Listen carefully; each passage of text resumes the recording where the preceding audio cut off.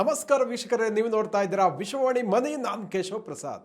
ವೀಕ್ಷಕರೇ, ಇವತ್ತಿನ ವಿಶೇಷ ಎಪಿಸೋಡನ್ನು ನಾವು ಪೋರ್ಟ್ಫೋಲಿಯೋ ರೀಬ್ಯಾಲೆನ್ಸಿಂಗ್ ಮಾಡೋದ್ರ ಬಗ್ಗೆ ಸಾಕಷ್ಟು ಉಪಯುಕ್ತವಾದ ಮಾಹಿತಿಯನ್ನು ತಿಳಿದುಕೊಳ್ಳೋಣ. ಯಾಕಂದರೆ ಮಾರ್ಕೆಟಲ್ಲಿ ತುಂಬ ಫ್ಲಕ್ಚುಯೇಷನ್ ಆಗ್ತಾ ಇದೆ. ಕಳೆದ 2 ವರ್ಷಗಳಿಂದ ಯಾವುದೇ ರಿಟರ್ನ್ ಬಂದಿಲ್ಲ ಅಂತ ರಿಟೇಲ್ ಇನ್ವೆಸ್ಟರ್ಸ್ ಕಂಗಾಲಾಗಿದ್ದಾರೆ. ಜೊತೆಗೆ market at the same time ಬಹಳ ಪೀಕಲ್ಲಿ ಇದೆ ಅಂತಲೂ ಹೇಳ್ತಾರೆ.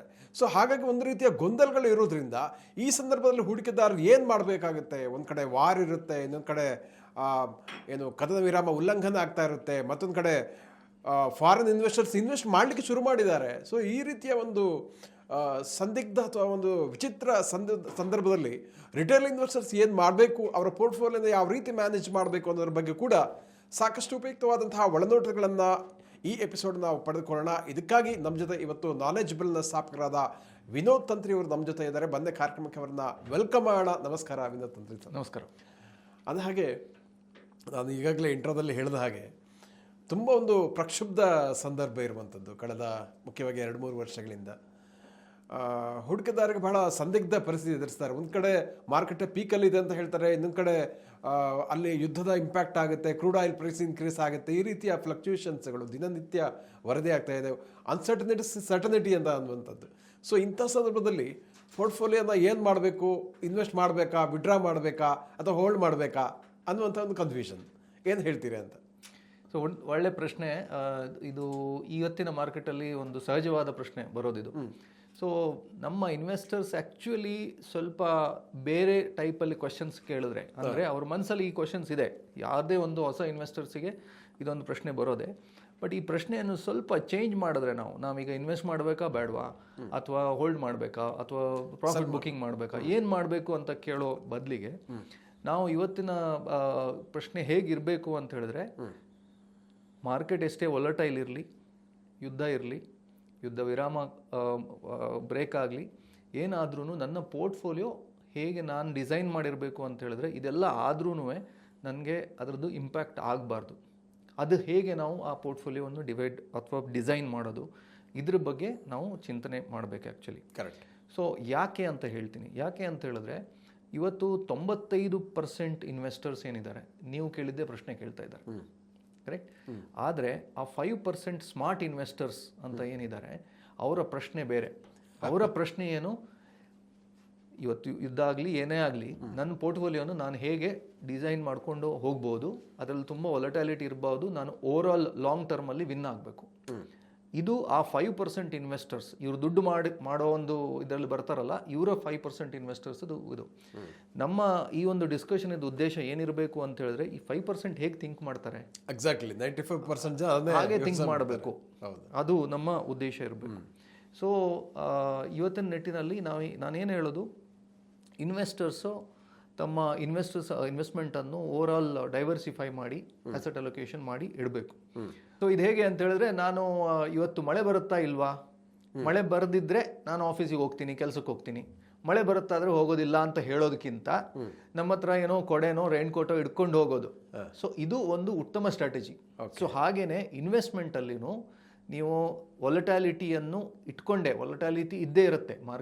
ಮಾರ್ಕೆಟ್ ಅಂದಮೇಲೆ ಅದು ಮೇಲೆ ಹೋಗೋದು ಕೆಳಗೆ ಹೋಗೋದು ಒಂದು ಸಹಜ, ಅದೊಂದು ಅದರದ್ದು ನಿಯಮ. ಸೊ ಅದಕ್ಕೆ ಚಿಂತೆ ಮಾಡಬೇಕಾಗಿಲ್ಲ ಅಂತ ಹೇಳ್ತೀರಿ ನೀವು? ಚಿಂತೆ ಮಾಡಬೇಕು.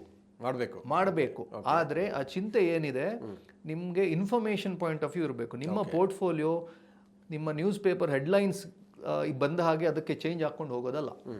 ನಿಮ್ಮ ಸ್ಟ್ರಾಟಜಿ ಲಾಂಗ್ ಟರ್ಮ್ ಇದು ಏನು ಇನ್ವೆಸ್ಟ್ಮೆಂಟ್ ಇದೆ ಅದು ಇರಲೇಬೇಕು ನಿಮ್ಮ ಹತ್ರ. ನಿಮಗೆ ಇನ್ಫಾರ್ಮೇಷನ್ ಬರಲೇಬೇಕು. ವಾರ್ ಏನಾಗ್ತಾ ಇದೆ, ಪೆಟ್ರೋಲ್ ಪ್ರೈಸಸ್ ಏನಾಗ್ತದೆ, ಕ್ರೂಡ್ ಆಯಿಲ್ ಪ್ರೈಸಸ್ ಏನಾಗ್ತಾ ಇದೆ, ಇದೆಲ್ಲ ನಿಮ್ಗೆ ಗೊತ್ತಿರಬೇಕು. ಆದ್ರೂ ನಿಮ್ಮ ಪೋರ್ಟ್ಫೋಲಿಯೋ ಸ್ಮಾರ್ಟ್ ಆಗಿ ಸುರಿಗೇನೆ ಡಿಸೈನ್ ಮಾಡ್ಕೊಂಡಿದ್ರೆ, ನೀವು ಈ ವೊಲಟಾಲಿಟಿ ಏನಿದೆ ಇದರ ಮೇಲೆ ನೀವು ಅಡ್ವಾಂಟೇಜ್ ತಗೋಬೋದು.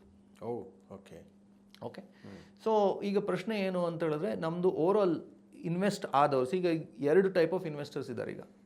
ಸೊ ಒಂದು ಲಾಸ್ಟ್ ಒಂದು 3 to 5 years ಅಲ್ಲಿ ಇನ್ವೆಸ್ಟ್ಮೆಂಟ್ ಸ್ಟಾರ್ಟ್ ಮಾಡಿದವರು. ಸೆಕೆಂಡ್ ಇನ್ವೆಸ್ಟರ್ಸ್ ಏನು ಅಂತ ಹೇಳಿದ್ರೆ, ಆಲ್ರೆಡಿ ಒಂದು 5 ವರ್ಷಕ್ಕಿಂತ ಮುಂಚೆ. ಸೊ ನಾವೀಗ ಡಿವೈಡ್ ಮಾಡೋದಾದ್ರೆ less than 5 years, more than 5 years ನೋಡ್ಕೊಳ್ಳೋಣ. Okay. So less than 5 year investors okay start ಮಾಡಿದ್ದಾರೆ, ಇನ್ವೆಸ್ಟ್ಮೆಂಟ್ ನಡೀತಾ ಇದೆ, ಹಾಗೆ ನಡೀತಾ ಇರಲಿ. ಓಕೆ. ಬಟ್ ಯಾರಾದರೂ ಇನ್ವೆಸ್ಟರ್ಸು ಒಂದು 6 ವರ್ಷ, 7 ವರ್ಷ, 8 ವರ್ಷ, 10 ವರ್ಷ ಹಿಂದೆಯಿಂದ ಇನ್ವೆಸ್ಟ್ಮೆಂಟ್ ಸ್ಟಾರ್ಟ್ ಮಾಡ್ತಾ ಇದ್ದಾರೆ, ಲಾಂಗ್ ಟರ್ಮ್ ಇನ್ವೆಸ್ಟರ್, ಹೌದು, ಇವರ ಪೋರ್ಟ್ಫೋಲಿಯೋ ರಿಸ್ಕ್ ಹೆಚ್ಚಾಗ್ತಾ ಇದೆ. ಅದು ಹೇಗೆ ಅಂತ ಹೇಳ್ತೀರಾ ಅಂತ. ಸೊ ಪೋರ್ಟ್ಫೋಲಿಯೋ ರಿಸ್ಕ್ ಹೇಗಾಗಿ ಹೆಚ್ಚಾಗ್ತಾ ಇದೆ ಅಂತ ಹೇಳಿದ್ರೆ, ಒಂದು ಇಂಪಾರ್ಟೆಂಟ್ ಆಗಿ ನೋಡೋದಾದರೆ, ಫಾರ್ ಎಕ್ಸಾಂಪಲ್ ನೀವು ಒಂದು 30,000 SIP ಸ್ಟಾರ್ಟ್ ಮಾಡಿದ್ದೀರಾ ಇವತ್ತು. ಓಕೆ ಓಕೆ, ನಿಮ್ಮ 30,000 SIP ಸ್ಟಾರ್ಟ್ ಮಾಡಿದ್ದೀರಾ, ನಿಮ್ಮ ಮಾರ್ಕೆಟ್ ಫಾರ್ ಎಕ್ಸಾಂಪಲ್ ಒಂದು 20% ಬಿತ್ತಾದರೆ, ನಿಮ್ಮ 1 ವರ್ಷ ಆಗಿದೆ, 3,60,000 ಇನ್ವೆಸ್ಟ್ ಮಾಡಿದ್ದೀರಾ, 20% ಬಿತ್ತು, ಅಬ್ಬಬ್ಬಾ ಅಂತ ಹೇಳಿದ್ರೆ ಒಂದು ಎಷ್ಟು ಒಂದು 3,60,000 7,000 ರೂಪಾಯಿ ಬಿತ್ತು ಅಂತ ಎಣಿಸ್ಕೊಳ್ಳೋಣ.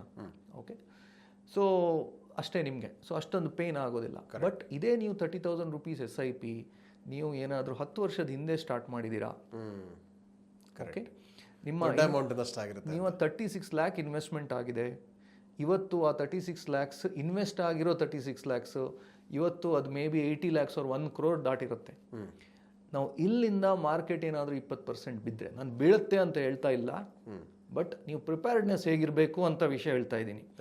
ಇಲ್ಲಿಂದ 20% ಮಾರ್ಕೆಟ್ ಬಿದ್ದರೆ ನಿಮ್ಮದು ಸ್ಟ್ರೇಟ್ ಫಾರ್ವರ್ಡ್ 20 lakh ಕೆಳಗೆ ಬಂತು. ನಿಜ. ಓಕೆ, ಒಂದು ವಿಷಯ.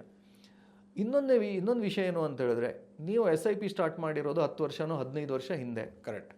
ಆಗ ನಿಮಗೆ ಏಜು ಸಪೋಸೆ ಒಂದು 35-40 ಇರ್ಬೋದು. ಕರೆಕ್ಟ್. ಹೌದು. ಇವತ್ತು 15 ವರ್ಷ ಆದಮೇಲೆ ನಿಮ್ಮ ಏಜು 55. ಕರೆಕ್ಟ್, ಮಧ್ಯವಯಸ್ಕ ದಾಟಿರುತ್ತೆ. ಹೌದು. ನಿಮಗೆ 35 ಇರಬೇಕಾದ್ರೆ ನಿಮ್ಮ ರಿಸ್ಕ್ ಟೇಕಿಂಗ್ ಕೆಪಾಸಿಟಿ ಬೇರೆ ಜಾಸ್ತಿ ಇರುತ್ತೆ. ಇವತ್ತು ನಿಮ್ಮ ರಿಸ್ಕ್ ಟೇಕಿಂಗ್ ಕೆಪಾಸಿಟಿ ಕಡಿಮೆ ಆಗುತ್ತೆ. ಕರೆಕ್ಟ್. ನಿಮ್ಮ ರಿಟೈರ್ಮೆಂಟ್ ಹತ್ರ ಬರ್ತಾ ಇದೆ. ಕರೆಕ್ಟ್. ನೀವು ಹುಷಾರಾಗಿರಬೇಕು, ನಿಮ್ಮ ಗೋಲ್ಸ್ ನಿಯರ್ ಬರ್ತಾ ಇದೆ.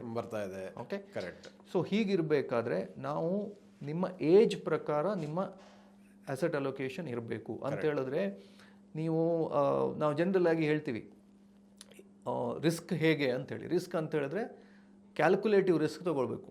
ಈಗ ಒಂದು 5 ವರ್ಷ ಮಗುಗೆ ನಾವೇನಾದರೂ ಒಂದು ಟೇಬಲ್ ಬೆಂಚಿಂದ ಹಾರಮ್ಮ ಅಂತ ಹೇಳಿದ್ರೆ ಅದು ಹಾರುತ್ತೆ, 10 ವರ್ಷ ಮಗುನೂ ಹಾರುತ್ತೆ.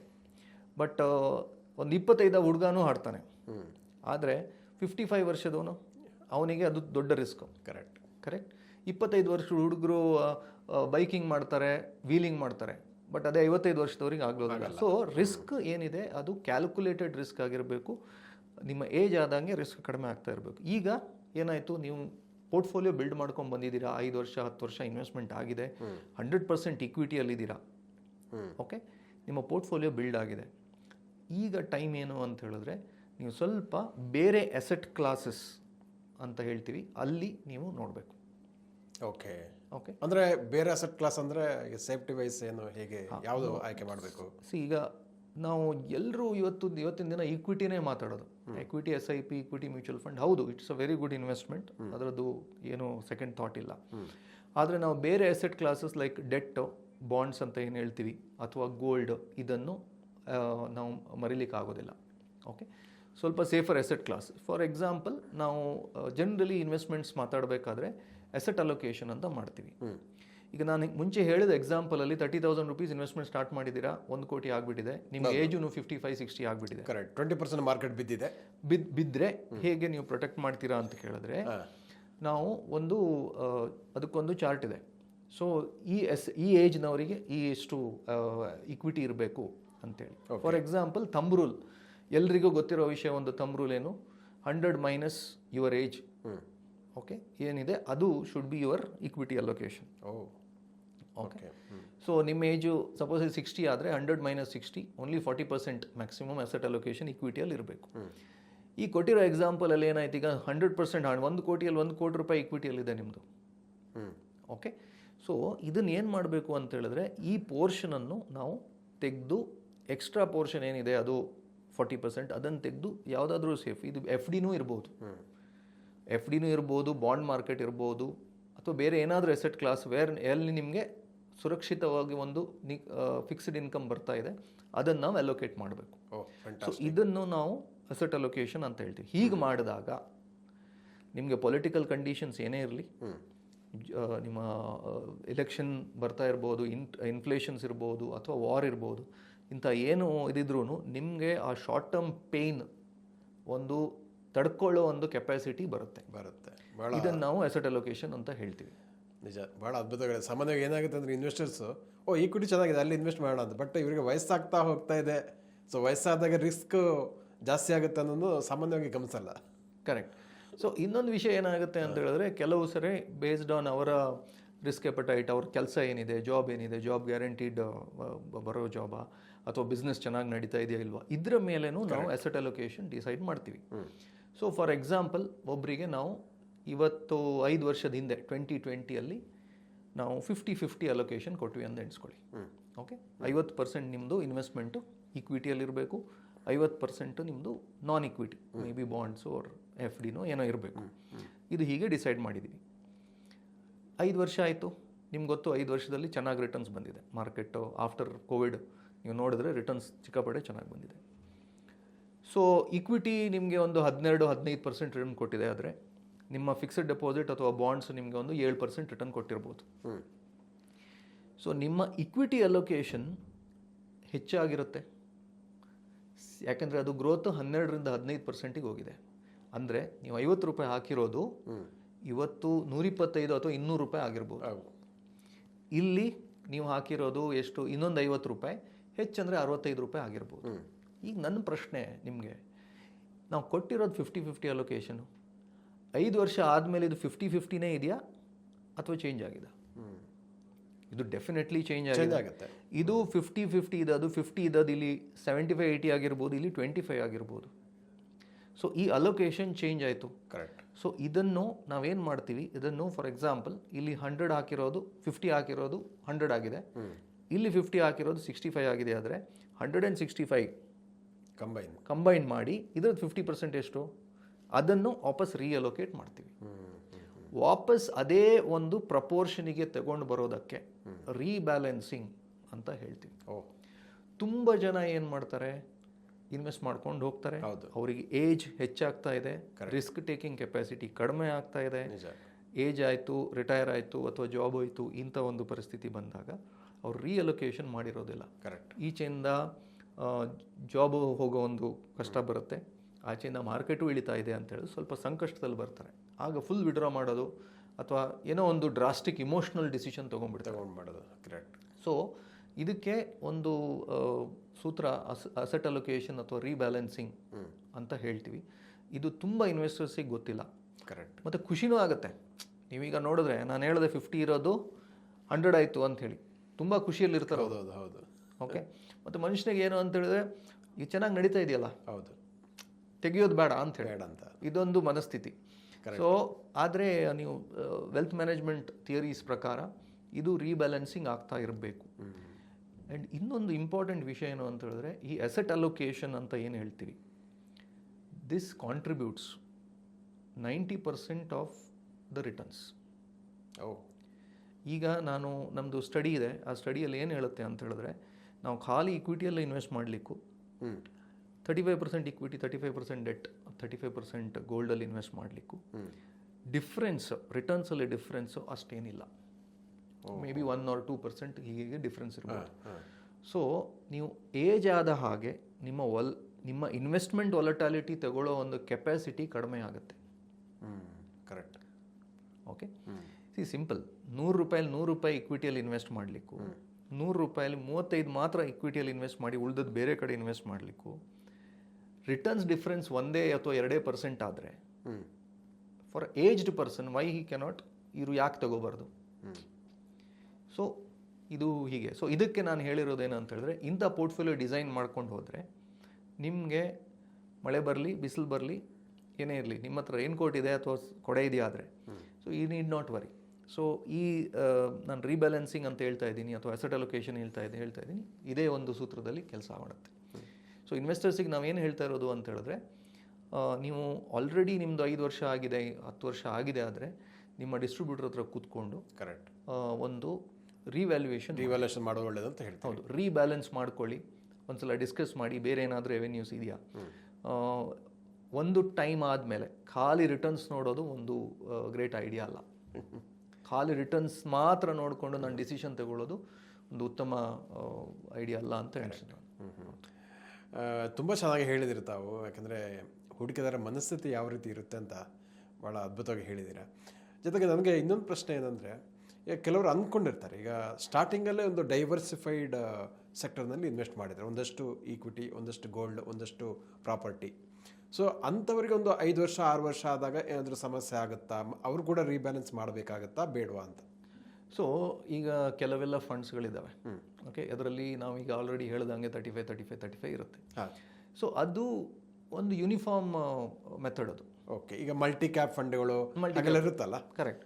ಅದು ಏನು ಅಂತ ಹೇಳಿದ್ರೆ ಒಂದು ರೆಡಿಮೇಡ್ ವಿಷಯ. ಓಕೆ, ಒಂದು ರೆಡಿಮೇಡ್ ಶರ್ಟ್ ತಗೊಂಡು. ಕರೆಕ್ಟ್. ಬಟ್ ಒಬ್ಬೊಬ್ಬರದ್ದು ಕೆಲವರು ಅಸೆಟ್ ಅಲೋಕೇಶನ್ ಬೇರೆ ಇರ್ಬೋದು. ಈಗ ಫಾರ್ ಎಕ್ಸಾಂಪಲ್ ಕೂಡ ವೇರಿಯೇಷನ್ ಇರುತ್ತೆ ಅಂತ ವೇರಿಯೇಷನ್ ಮಾಡ್ಕೋಬಹುದು. ಅದು ಆ ಒಂದು ಅಸೆಟ್ ಫಂಡ್ ಏನಿದೆ, ಮಲ್ಟಿ ಅಸೆಟ್ ಫಂಡ್ ನೀವೇನು ಹೇಳ್ತಾ ಇದ್ದೀರಿ, ಅದು ಯಾರಿಗೆ ಅಂತ ಹೇಳಿದ್ರೆ ನನ್ನ ಸಣ್ಣ ಇನ್ವೆಸ್ಟ್ಮೆಂಟು.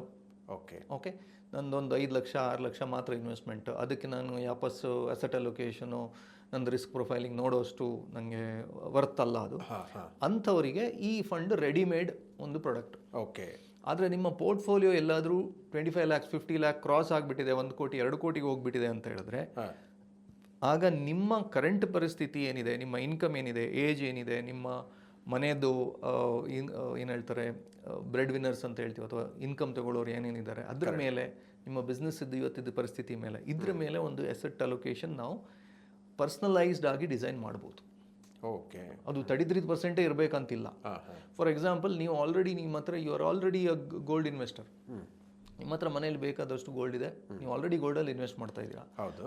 ವಾಪಸ್ ಇಲ್ಲಿ 33% ಯಾಕೆ ಹಾಕಲಿ? ಕರೆಕ್ಟ್, ಆ ಥರದ್ದು ಪ್ರಶ್ನೆ. ಕರೆಕ್ಟ್, ಆ ಥರ ಪ್ರಶ್ನೆ ಬರುತ್ತೆ.